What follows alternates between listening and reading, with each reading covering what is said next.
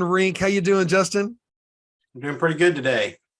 Awesome, man. Now, I first came across you, Justin, in my own life when I was needing an advocate for fathers. There are those who would say that the current system we have may or may not be the most beneficial for fathers, especially in past history in the state of Oklahoma.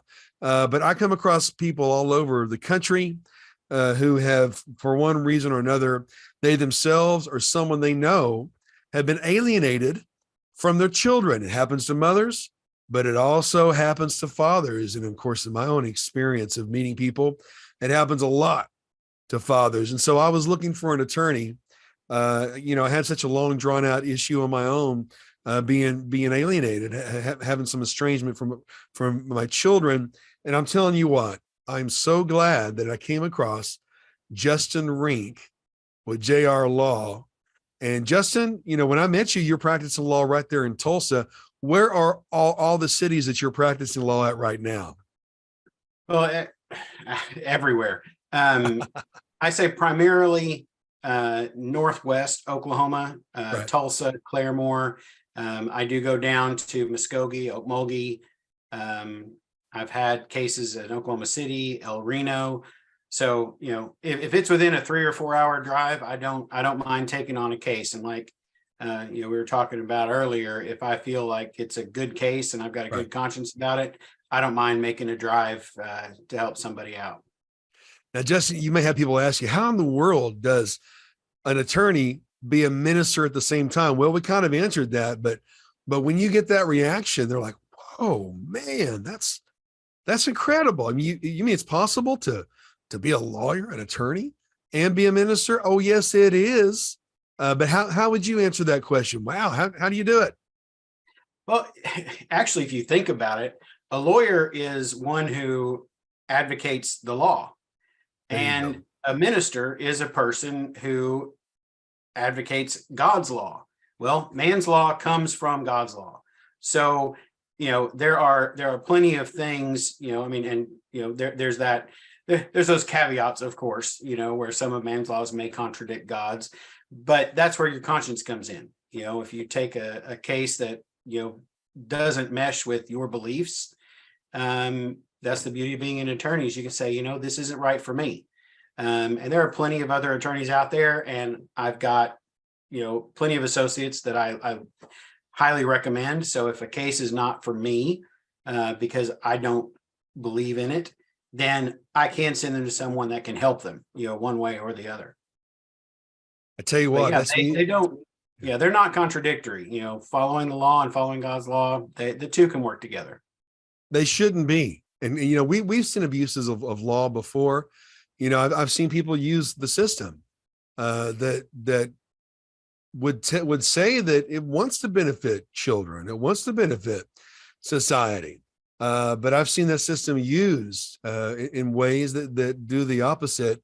But man, you're right. I mean, what better attorney should there be than someone who has an eternal code of morality and God's law? I mean, especially when the fact that our laws are based on Judeo-Christian values, laws. People don't realize that.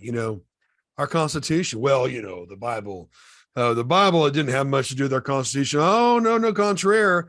As a matter of fact, it can be said that the Constitution is nothing more than sermon notes by the Black Robe Regiment, those outlaw preachers that King George wanted dead because they were preaching no king but Christ. And so the Black Robes, their sermons for over 20 years inspired John Adams and the others who risked everything, and most of them lost everything for us to have that Constitution. Some would say that's nothing more than sermon notes for the Black Robes, their nickname. But they believed in no king but Christ, but they believed in God's law. And of course, again, our Constitution is said to be the source of our law codes and such. But Justin, you've seen a lot of abuses and stuff. I mean, you graduated early. You were very intelligent, but I believe you were 16 years old when you graduated high school. Yeah, that sounds great, but I didn't skip any grades. I I did homeschooling a bit because I had the opportunity to travel, and I took that opportunity. So it was, I got an education, not just, secular education, but, I got to travel around the world and see, a lot of different things. I got to experience a lot of different things, and I think that helped. Also, I went to law school later in life. I didn't go straight from high school into law school or college. I waited until later on in life. I was in my 30s when I went to law school, and I think that helped. I definitely wasn't at the top of my class. I wasn't at the bottom. I was right there in the middle of the pack. So, it helped. I had a family at the time, so there was a lot of juggling that had to go on, and it helped me. It helped me appreciate, just exactly what I was doing and who I was doing it for. Because it's, I represent my clients, but I'm doing this because, I need to support my family, and I wanted to do it in a way that I felt good about myself. And I love how you approach practicing law. You know, um, a good number of your clients are fathers who, for one reason or another, have been kept from their children. Parental alienation is a real thing, folks. And a lot of dads out there, you know what I'm talking about. It's amazing to see what's happening in this culture. Many times, a parent will have a child just because of their gender. Genders matter when you want custody of that child, right? But a lot of fathers are alienated. They don't have the resources or the representation that is father friendly.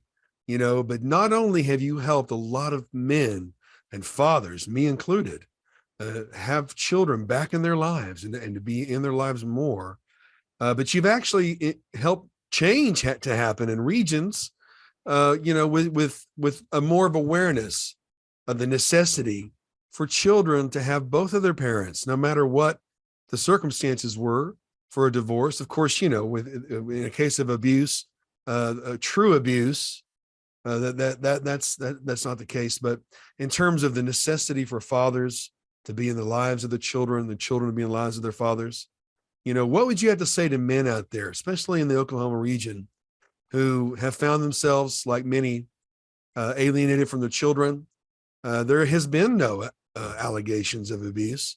It's just been a masterful use, or I should say misuse, of the system to keep the children out of the life of the father, while maximizing child support and anything else that can be added on in other judgments. What would you tell fathers right now?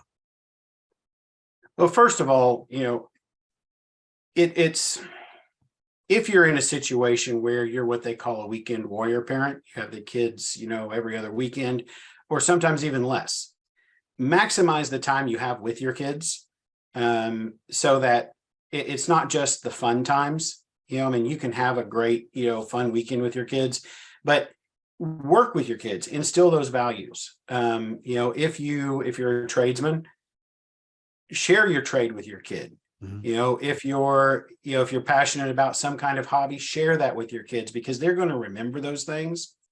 And the second thing I would tell them is the laws in Oklahoma have adapted in the past few years to address alienation. Good. The judges have received very specific training on alienation just in the past few years that is far above and beyond anything they've gotten before. So if you're in a situation where you want more time with your kids, it may just be time to talk to someone about increasing your time. The courts are much more receptive now than they have ever been. Big cities, small cities, about making sure that both parents have, not equal, but equitable time with the kids. If it's fair, then 50-50 time is what should be taking place. On a personal note, my son is in my life, and I credit you with that. It's a very painful thing to not be able to be in the life of your children, especially if you're a good dad or you love your children. And of course, unfortunately, I'm not sure what you say about this, but there does not seem to be a difference in those who claim to be religious or Christians from those who claim not to be in parental alienation, when the facts are so clear. Children need their fathers. Unless there's a situation of abuse, children need their fathers. Most of your incarcerated young men were fatherless. You know, a good case can be made that a large majority of women that have struggled with mental issues, depression, and promiscuity. They say they have daddy issues, quote unquote. Well, a lot of the time, those daddy issues is not having a father, or an approving father, or the opportunity for a father to be in their lives. You take the father out of the equation, society speaks on its own. And so I'm just really happy that I can tell all my friends, all the people that are watching, there's hope. There was hope in my case. For 15 years, I saw alienation, but now I'm seeing my son every single day. And of course, all, different circumstances are different. That had I not had somebody that knew the law, that was intelligent, compassionate, and also not vindictive towards the other parent. You weren't interested in feeding any type of animosity. You wanted a healthy, balanced approach to parenting and parents' rights, because there's also women who are your clients too, who need to be in their children's lives. But it's so important to have someone like Justin Rinck as your attorney if you're in the Oklahoma region and you need to see your children. It's not just father's rights. It's not just those situations. What all types of cases are you taking right now on your caseload? Right now, the vast majority is going to be divorce and paternity cases. I do have some adoption cases. It's in the single digit percentages, but I have a few adoption cases.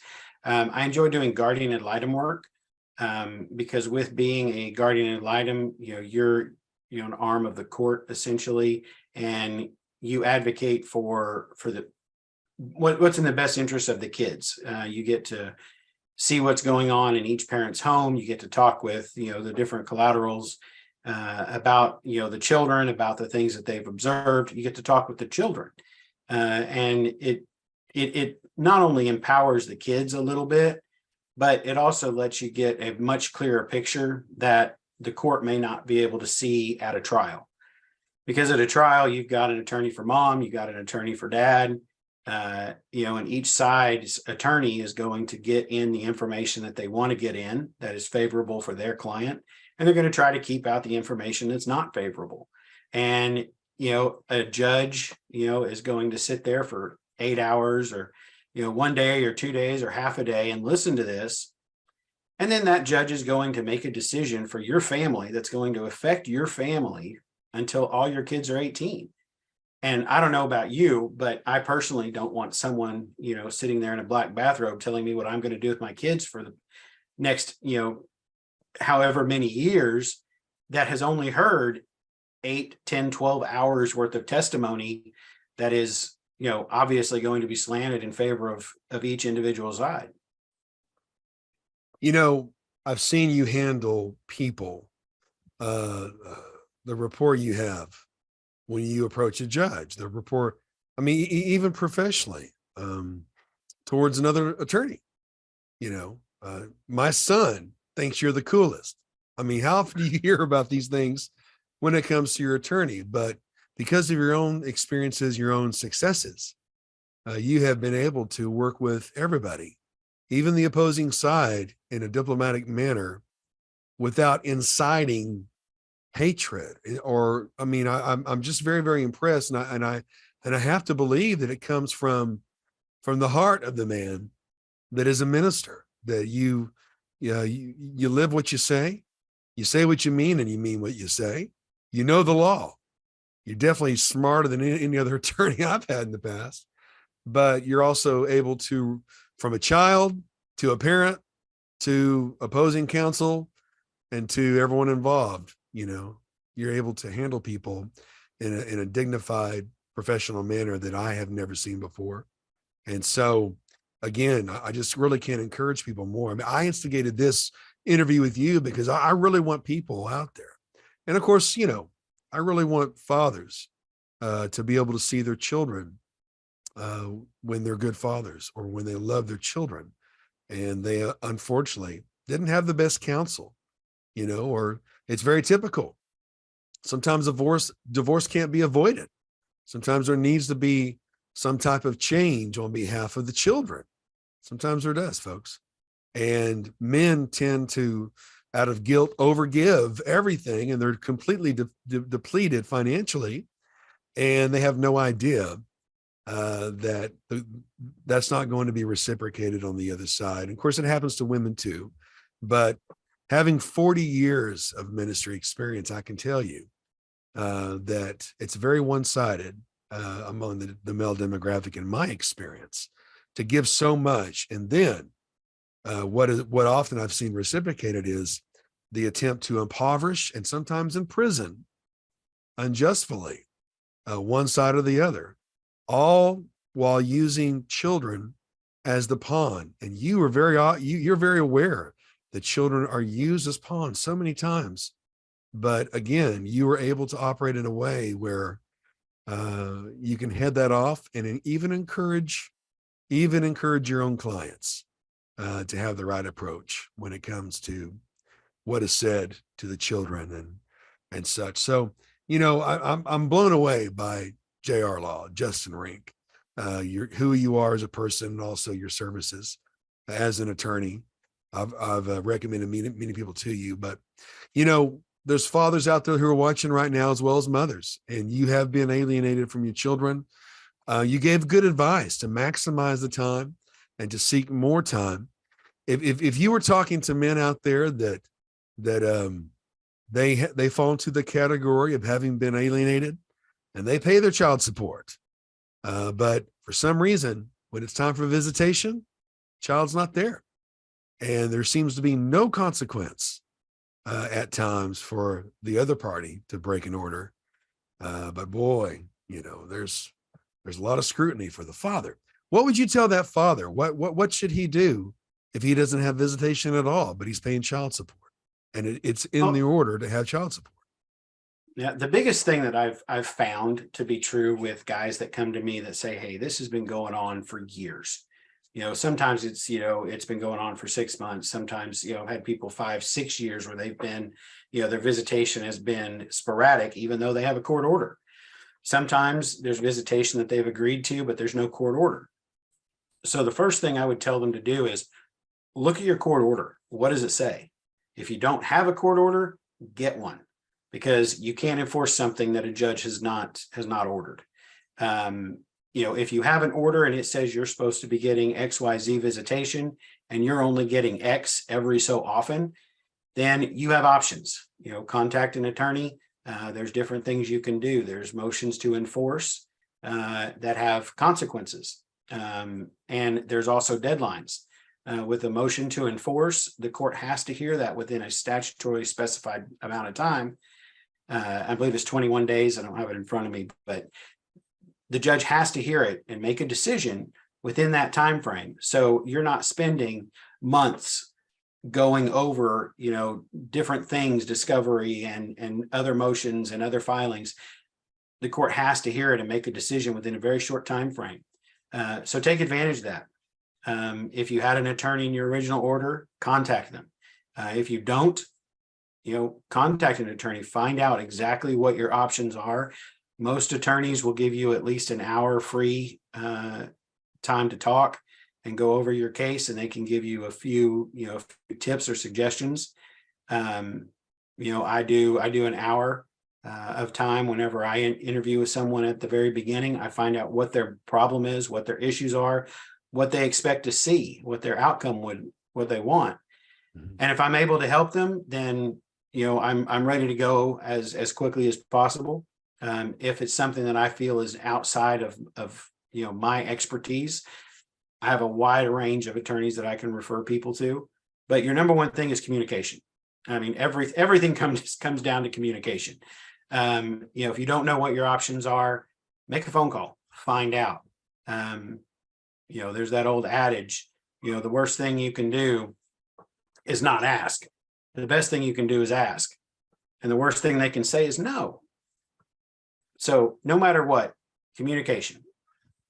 Those who have dealt with attorneys before in the past. I've talked to a lot of people, and you know, a lot of them would say, man, you have to pretty much do the work on your own. And you got to really, let me tell you something. Justin Rinck is on top of things. And of course, you know, today's subject is father's rights. We haven't even talked about divorce when it's absolutely unavoidable. We haven't talked about even if you need an LLC. We haven't even talked about so many things. But when you find an attorney that had the commonality in everything that they do, they work from the inside out, they're moral, they're sharp, they're ahead of the game, they're informed, they're proactive, they're positive. You're even a little bit funny too. But at the end of the day, man, I go to Justin for everything, you know, whether it's to get an LLC, even. I mean, whatever the situation is, you find someone you can trust, especially an attorney that's also a minister that works according to his conscience. That's such a rare thing these days, folks. So I can't recommend, you know, JR Law enough. And of course, when this is aired and you're seeing this on over-the-air broadcast television, TV towers, as well as cable networks and digital platforms and social media, you're going to see the contact information. But for those who are watching this live taping, and we are taping this live or filming this live on Facebook, it shows how old I am, Justin. We're taping this live. But what's the best way to get in contact with you? The best way to get in touch with me is my office number. It's 918-401-0445. And that is, you can text me on that number. You can call me, leave me a voicemail message. I try very hard to respond to those within 24 hours. So if you do reach out to me, you should receive a call back very quickly. You know, we ought to do a call in sometime too, Justin, because I personally know men who are going through this. And, you know, some advice is universal, but especially my friends in the Oklahoma City and Tulsa, Oklahoma area. And of course, I think one of the times that I met you for an appointment, I believe it was Muskogee, wasn't it? Yes. Yeah, we met in Muskogee. I mean, man, you cover a lot of area. But I'm telling you, especially the people in the Tulsa and Jinx and Owasso and Broken Arrow, West Tulsa area, you really, really need to heed this encouragement. And that is, you find a good-hearted, moral, biblically based lawyer. You know, you're not called a Christian lawyer. You're a lawyer who's a Christian, who's a believer. But your moral code emanates in everything that you do. And I got to tell you, guy's pretty darn smart, folks. He's genius in my book. But again, for the best possible representation, if you're going through a divorce, or maybe you've been served divorce papers and it took you by surprise, you don't know what to do, you don't know, you know, where to start. Well, you know, there's plenty of people out there who'll be happy to help you, you know, and they'll play a dirty game if they can. But if you want someone to handle things with integrity, you got a better shot, I believe, in my own opinion, of coming out ahead, great for the best interest of your child when you go with someone like Justin Rinck of JR Law. And of course, I'm just going to go ahead and tell you, call Justin Rinck. I'm so grateful for this incredible man, incredible attorney, this minister, you know, and I bet you're a pretty darn good preacher too. So haven't got to hear you speak, but I will. But you know what? Even more than that, you're a father, you're a husband, you know, you love your country. And so I'm just so grateful for the chance to talk to you, Justin, and maybe we can do a call in sometime for people who really need to hear that there is hope. There is hope. And there's even hope within the system, folks, when you get the right lawyer. And that's attorney Justin Rinck in my book. So I'm grateful for you, my man. Thank you so much for joining me today. Oh, yeah, I enjoyed it. Thank you very much. And we're going to do it again, Justin.